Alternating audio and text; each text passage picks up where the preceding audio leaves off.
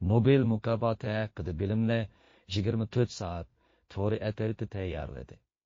Nobel mukofoti dunyodagi eng nopozliq va sharafli xalqaro mukofot sifatida har yili fizika, ximiya, fiziologiya yoki meditsina, adabiyot, tinchlik va iqtisod ilmi qatorliq 6 sohada o'tgan bir yilda insoniyatga eng zo'r manfaat yetkazgan shaxslarga yoki tashkilotlarga beriladi.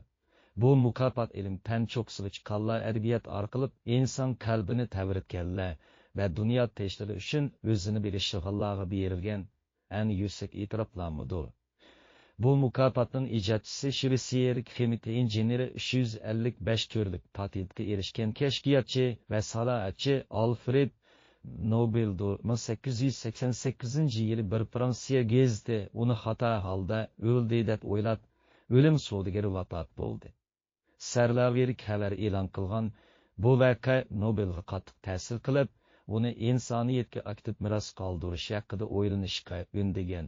Natijada u 1895-yili 11-oyning 27-kuni o'zining g'oyat zo'r merosining 94%ni ishlatib, 1 fond qurishni va uning yillik o'simini insoniyatga to't qo'shqanlarga mukofot sifatida berishni vasiyat qilgan.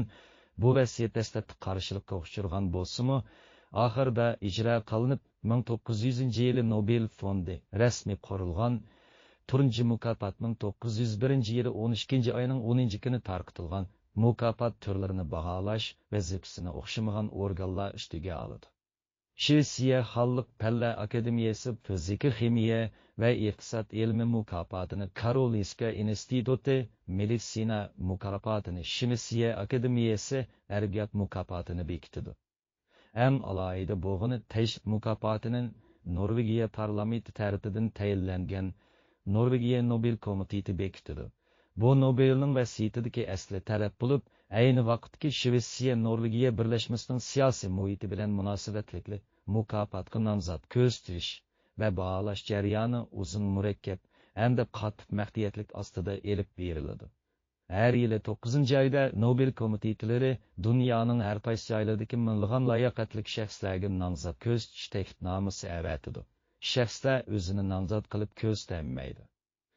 Baholash komitetlari uzun muddatli tekshirish orqali oktyabr oyida mukofotga erishuvchilarni e'lon qiladi. Nomzodlarning tizimligi va baholashga oid barliq uchurlar 50 yilgacha mutlaq maxfiy tutiladi.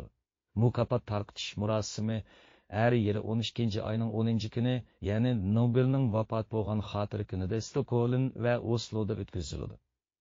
Her bir mukofotga erishuvchi 18 kalit oltindan yasalgan rishtiga Alfred Nobelning surati o'yilgan bir dona Nobel medali alohida loyihalangan o'zgacha san'at asri hisoblangan bir diplom va bir miqdor mukofot puli, ya'ni taxminan 10 million Shvetsiya kroni topshirib oladi.